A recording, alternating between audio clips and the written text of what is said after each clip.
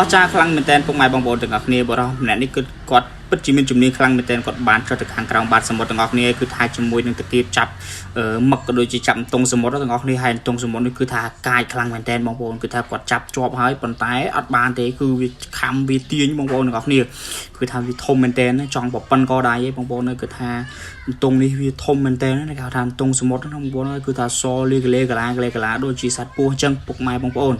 ប៉ុន្តែបងប្អូនហើយគឺថាបរោះសរសើរគាត់មែនគាត់ពិតជាមានជំនាញក្នុងការចោះទៅខាងក្រៅបាតសមុទ្របងប្អូនហើយគឺថាចាប់បានតុងចាប់បានមឹកចាប់បានក្តាមចាប់បានផ្គាបកងច្រើនមែនតើបងប្អូនគេគឺថាតាគៀបមានធ្គៀមមានតកាប់ចាប់ប៉ុណ្្នឹងហើយគឺថាចាប់អត់បានទេគឺថាវារត់រួចតទៅបានបងប្អូនចាំមើលបន្តមកទៀតគឺថាបរោះម្នាក់នេះដែលគាត់មានជំនាញខាងក្រៅបាតសមុទ្រហ្នឹងនេះគាត់ទីចាប់អានោះបានមួយក្បាលនេះចេញមកមួយទៀតលំធ្លេតែម្ដងបងប្អូនហើយចូលបងប្អូនហើយបើសិនជាអ្នកមិនហ៊ានទេប្រហែលជាមិនហ៊ានទេព្រោះឯងតុងនេះវាធំមែនតើណាទាំងអស់គ្នាហើយវាអាចវាហ៊ាននឹងខំជាមួយមនុស្សវិញទៀតណាបងប្អូនវាដុសតិចធំខ្លាំងណាអញ្ចឹងបងប្អូនចាំមើលទស្សនាជាមួយខ្ញុំទាំងអស់គ្នាថា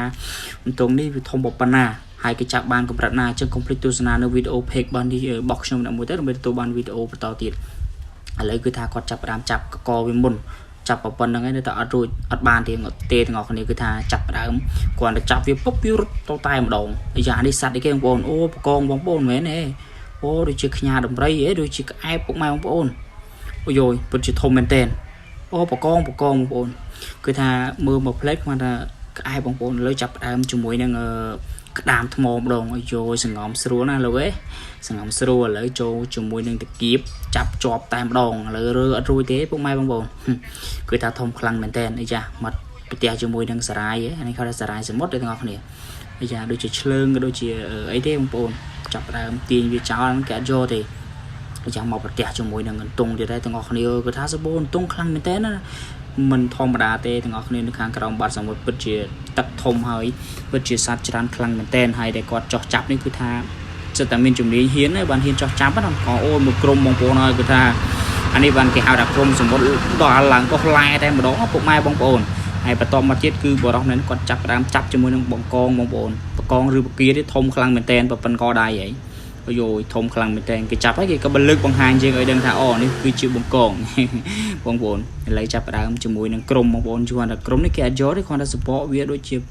ចែងចាំងដល់ហើយទាំងអស់គ្នាគេចាប់ទៅអាសត្វនេះដូចជាក្តាមដូចជាតុងដូចជាមឹកដូចជាបកងបកាគឺថាគេចាប់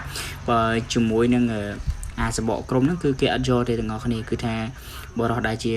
អ្នកនេសាទម្នាក់នេះគាត់ពិតជាមានជំនាញក្នុងការចោះទឹកទៅខាងក្រោមខ្លាំងមែនតើដោយសារតែចាប់បានច្រើនទាំងអស់គ្នាលើគេចាប់ផ្ដើមទាញអាសារាយសមុទ្រនេះចេញណាហ្នឹងហើយដោយសារវាដូចគេអត់យកបងប្អូនដូចជាវាដូចអត់មានជីវិតអីទេបងប្អូនងាកមកខាងនេះគឺតុងទៀតទាំងអស់គ្នាគឺថាច្រើនខ្លាំងមែនតើអូយងាកតាណាកនតុងដែរពុកម៉ែបងប្អូនហើយគឺថាអស់ចាខ្លាំងមែនតើអត់សរសើរអត់បានទេទាំងអស់គ្នាអីចាចាប់អានេះរត់ចូលមកជួយគ្នាវាពុកម៉ែបងប្អូនវាមកខំអាហ្នឹងយយអីចាតែអ្នកប្រមាញ់នេះគឺចិត្តហ៊ានមែនតើនៅតែតាមប្រមាញ់លូកខ្សែតែម្ដងអីយ៉ាសឡូនតុងចាប់ក្តាមទាំងអស់គ្នាអាក្តាមនេះគេយកទៅធ្វើជាបង្គាដូចជាបុកលហុងបុកក្តាមឯងបងប្អូនគឺថាឆ្ងាញ់ខ្លាំងមែនតើណាឥឡូវគឺគេចាប់ផ្ដើមមកជាមួយនឹងតុងបងប្អូនតុងនេះគឺថាចាប់ប្រមាណដងអត់បានអីយ៉ាចង់ខំវិញទាំងអស់គ្នាប៉ុន្តែរឿងនេះគឺថាជាប់បានសម្រេចហើយអីយ៉ាបកងបងប្អូនកងជាមួយតុងធំគេចាប់បកងសិនទាំងអស់ក្តាមបងឯងនឹងបកងបងប្អូនគេចាប់បកងហើយបានគេចាប់តុងបន្តទៀតបងប្អូនហើយនេះអស់ចាមែនតើអាយទៅទៀតឬអានេះរត់បងប្អូនតុងនេះ